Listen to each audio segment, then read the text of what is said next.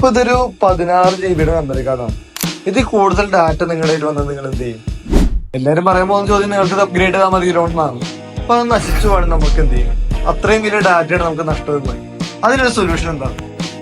അതിന് വേണ്ടിയിട്ടാണ് നമ്മൾ ക്ലൗഡ് പ്ലാറ്റ്ഫോംസിനെ യൂസ് ചെയ്യുന്നത്. അപ്പൊ ഒരുപാട് ക്ലൗഡ് പ്ലാറ്റ്ഫോംസ് ഉണ്ട്. ഗൂഗിളിന്റെ, മൈക്രോസോഫ്റ്റിന്റെ, ആമസോണിന്റെ. എന്താണ് ക്ലൗഡ് പ്ലാറ്റ്ഫോം?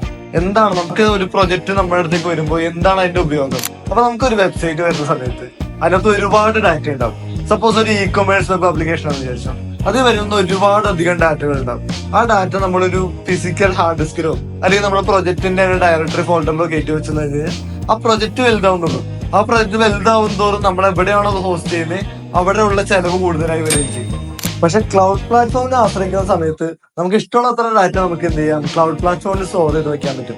ആ ഡാറ്റ ഒരിക്കലും നശിച്ചു പോകുന്നില്ല. ഇവൻ നമ്മുടെ സിസ്റ്റം ക്രാഷ് ആയാൽ പോലും ആ ഡാറ്റ അവിടെ സെക്യൂർ ആയിട്ട് ഇരിക്കേണ്ടതാണ്. ഇനി ഇതിനെപ്പറ്റി കൂടുതൽ അറിയണമെങ്കിൽ നിങ്ങൾക്ക് നമ്മുടെ ടീമായിട്ട് കോൺടാക്ട് ചെയ്യാം. We will give A free consultation.